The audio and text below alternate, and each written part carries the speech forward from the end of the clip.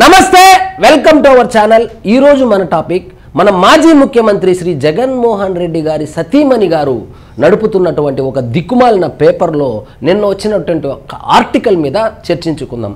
ఇక్కడ ఏందంటే పవన్ పార్ట్నర్ కు 1200 ఎకరాలు, టీజీ విశ్వప్రసాద్ కంపెనీకి ₹1000 కోట్ల విలువైన భూములు, పీపుల్ మీడియా ఫ్యాక్టరీ పేరుతో పలు సినిమాలకు నిర్మాత అంట।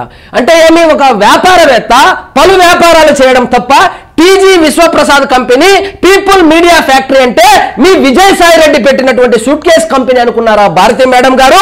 మీకు అలవాటు సూట్ కేస్ కంపెనీలు పెట్టి 1000 ఎకరాలు కొట్టేయడము మన గవర్నమెంట్ లో జరిగింది। ఇది కూటమి గవర్నమెంట్ అలా జరగదు భారతి మేడం గారు।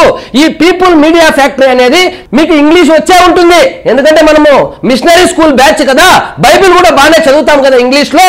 కాబట్టి మీకు ఈ పీపుల్ మీడియా ఫ్యాక్టరీ అనేది ఎంత పెద్ద కంపెనీలు ఉన్నాయి ఇప్పుడు మీకు ఆధారాలతో సహా వివరించే ప్రయత్నం చేస్తాను భారతి మేడం గారు। దయచేసి ఈ వీడియో చూడండి, ఛానల్ కూడా కొంచెం సబ్స్క్రైబ్ చేసుకోండి మేడం।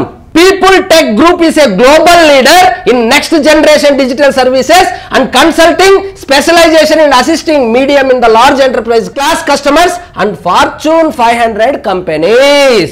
ఇంగ్లీష్ వచ్చి కదా మేడం।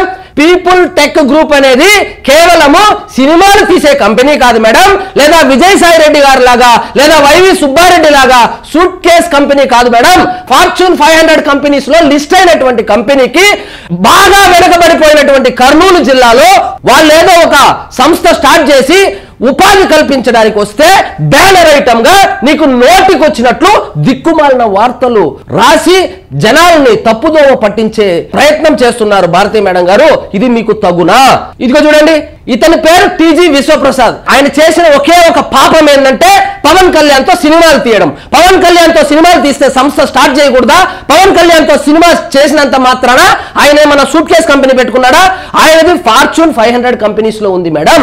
ఆయన ఈ వారంలోనే మనం నారా లోకేష్ గారిని కలిసి ఎంఓయూ చేసుకుని ఈయనకు టీజీ భరత్ గారు ఎవరైతే ఉన్నారో మన మంత్రి గారు వాళ్లకు బంధుత్వం కూడా ఉంది మేడం। అంటే మంత్రి బంధువు సంస్థ స్టార్ట్ చేయకూడదు, సంస్థలు ఏమైనా స్టార్ట్ చేయాలి, ఫ్యాక్టరీలు ఏమైనా పెట్టాలంటే అది వైఎస్ జగన్మోహన్ రెడ్డి గారి బంధువులే ఉండాలి, వైఎస్ జగన్మోహన్ రెడ్డి గారికి సంబంధించిన వాళ్ళే ఉండాలి, రెడ్లే ఉండాలంటే ఎట్లా మేడం? ఒక ఆర్య వైశ్య సామాజిక వర్గానికి చెందిన ఒక వ్యక్తి వెనుకబడినటువంటి కర్నూలు జిల్లాలో వాళ్ళ కుటుంబాన్ని టీజీ వెంకటేష్ గారిని ఏ విధంగా అయితే రాజకీయాల్లో ఆదరించారో దాన్ని దృష్టిలో పెట్టుకుని వాళ్ళ సొంత జిల్లాలో ఒక ఫ్యాక్టరీ పెట్టి యువతికి ఉపాధి కల్పిద్దామనేసి వస్తే మీరు రాసే వార్తలు ఏందండి? అదేదో పెద్ద సూట్ కేస్ కంపెనీ అయినట్లు, దానికి నారా లోకేష్ గారు ఏదో ఎంఓయూ చేసేసినట్టు, వాళ్ళకు వాళ్ళే ఏదో భూములు రాయించేసుకున్నట్లు మీరు వార్తలు వండి వార్చడము ఏ విధంగా సమంజసమో ఒకసారి ఆత్మ పరిశీలన చేసుకోండి భారతి మేడం గారు। ఇక్కడ చూడండి, people tech group revenue is around 25 million. 25 మిలియన్కి ఎన్ని సున్నాలు ఉంటాయో తెలుసా మేడం? విజయసాయి రెడ్డిని అడగండి చెప్తాడు, దొంగ లెక్కలు రాస్తాడు కదా, విజయసాయి రెడ్డిని అడిగితే 25 మిలియన్ కి ఎన్ని సున్నాలో చెబుతాడు మేడం। కాబట్టి ఆంధ్ర రాష్ట్రం అభివృద్ధి పదంలో నడవడము కూటమి ప్రభుత్వం చేస్తున్నటువంటి ప్రయత్నాలను కనీసం అప్రిషియేట్ చేయాల్సింది పోయి ఈ విధంగా దిక్కుమాలిన అవినీతి సామ్రాజ్యంతో ఏర్పరచుకున్నటువంటి ఈ మీడియా సంస్థలు ఏదైతే ఉందో దానిలో మీకు దిక్కుమాలిన వార్తలు రాసుకుంటూ జనాలను తప్పుదోవ పట్టిస్తున్నారు మేడం। కాబట్టి దయచేసి మీ భర్త గారు ఆంధ్రప్రదేశ్ లో ఒక రాజకీయ నాయకుడు, వాస్తవంగా కర్నూలు జిల్లాలో వైఎస్ఆర్సీపీ స్ట్రాంగ్ గా ఉంది అని కూడా అంటుంటారు। అలాంటి ప్రాంతంలో జనాలకు ఉపయోగపడేటువంటి ఒక పనిని చేస్తే దాన్ని అభినందించాల్సింది పోయి ఇలాంటి దిక్కుమాలిన వార్త రాసి పవన్ కళ్యాణ్ కి టీజీ విశ్వప్రసాద్ కి ఏం సంబంధం అండి? పవన్ కళ్యాణ్ తో సినిమాలు తీస్తున్నాడని, పార్ట్నర్ అని 1200 ఎకరాలు ఊరిక కట్టబెట్టారనేసి రాసుకుంటూ వచ్చారు। మీరే చూడండి మేడం, బ్యానర్ హెడ్డింగ్ పెట్టి ఏమి వార్త రాశారు చూడండి, పవన్ పార్ట్నర్ కు 1200 ఎకరాలు, టీజీ విశ్వప్రసాద్ కంపెనీకి ₹1000 కోట్ల విలువైన భూములు। ఇదేమన్నా వైఎస్ఆర్సీపీ గవర్నమెంట్ అనుకున్నారా అండి? వైఎస్ఆర్సీపీ పార్టీకి అనుకూలంగా ఉన్న వాళ్ళకి, మీ భర్తకు మిత్రులకు, అదేవిధంగా మీకు సహాయం రాజకీయంగా ఎదుగుదలకు సహాయపడిన వాళ్లకు భూములను కట్టబెట్టి ఆ భూములను బ్యాంకులో పెట్టి లోన్లు తీసుకొని ఎగ్గొట్టడానికి ఇదేమైనా వైఎస్ఆర్సీపీ గవర్నమెంట్ అనుకున్నారా? కాదు మేడం। చంద్రబాబు నాయుడు గారి సారథ్యంలో నడుస్తున్నటువంటి కూటమి ప్రభుత్వంలో ఇటువంటి అవకతవకలకు తావేలేరు మేడం.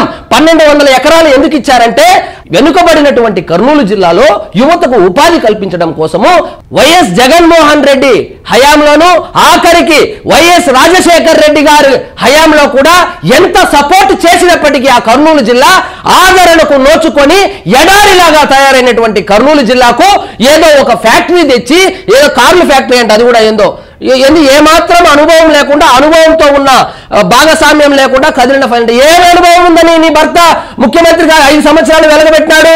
ఆయన కూడా ఫ్రెషరే కదా. 5 సంవత్సరాలు ఒక రాష్ట్రానికి ముఖ్యమంత్రి కావడానికి అనుభవం అవసరం లేదు, కానీ ఒక ఫ్యాక్టరీ పెట్టడానికి మీకు అనుభవం అవసరం వచ్చిందా? అది కూడా ఏమైనా సూట్ కేస్ కంపెనీ అనుకున్నారా?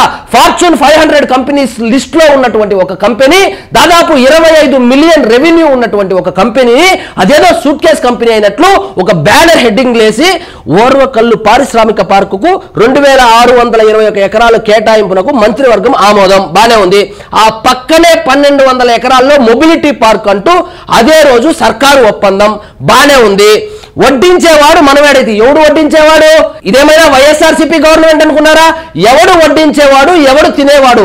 ఈ గవర్నమెంట్ లో ఒకటే, ఉపాధి అవకాశాలు వస్తేనే, ఆ కంపెనీకి క్రెడిబిలిటీ ఉంటేనే భూములు కట్టబెట్టడం జరుగుతుంది మేడం. ఇంతవరకు నారా లోకేష్ గారు చేసుకున్నటువంటి ఎంఓయూలు అన్ని చూస్తే ఆయనకు సన్నిహితులకో లేదా ఆయన బంధువులకో ఆయన మిత్రులకో చేసింది కాదు మేడం. ఎవరైతే నిజంగా పారిశ్రామికంగా సంస్థను స్థాపించి అక్కడి యువతకు ఉపాధి అవకాశాలు కల్పిస్తారో వాళ్ళకే పెద్ద పీట వేయడం జరుగుతుంది మేడం. మీ అధికారంలో లాగా వైవి సుబ్బారెడ్డికో లేదా విజయసాయి రెడ్డి ఏందో పెద్ద మిలినియర్, పెద్ద పారిశ్రామికవేత్త అయినట్లు శ్రీకాకుళం నుంచి చిత్తూరు వరకు కనపడినటువంటి భూములన్నీ ఆయనకి రాసిచ్చి ఏందో ఆయన ఫ్యాక్టరీలు పెట్టేటట్లు ఆయనకు మీరు 1000 ఎకరాలు దోచిపెట్టిన మాట వాస్తవం కాదా మేడం? కాబట్టి నేనేమంటానంటే ఇలాంటి వార్తలు రాస్తే జనాలు అసహించుకుంటారు మేడం. మీ ఆయన ఆల్రెడీ రాజకీయాల్లో ఉన్నారు కాబట్టి అట్లీస్ట్ కొంచెం నమ్మే విషయాలు రాస్తే వచ్చే ఎన్నికల్లోనైనా కనీసం ప్రతిపక్ష హోదా అయినా వస్తుంది భారతీ మేడం గారు. ఇలాగా ఊరికా ఏదో హెడ్డింగ్లు పెట్టేసి 1200 ఎకరాలు కర్నూలు జిల్లాలో అంతో ఇంతో మీ పార్టీ బలంగా ఉంది అంటుంటారు. ఇలాంటి వార్తలు రాసి ఆ యువత నోట్లో మట్టి కొట్టే ప్రయత్నం చేస్తే ఖచ్చితంగా మీ పార్టీ వచ్చే ఎన్నికల్లో మట్టి కొట్టుకోబోతుంది మేడం. కాబట్టి వార్తలు రాసే ముందు ఎలాగూ మీకు క్రెడిబిలిటీ లేదు, ఎలాగూ ఎవరు విశ్వసించరు, కానీ ఆ విషయం తెలుసుకోకుండా ఏవి పడితే అవి రాస్తే మాత్రము వచ్చే ఎన్నికల్లో మాత్రం కర్నూలులో కూడా 0 సీట్లు అయితే వస్తుంది మేడం.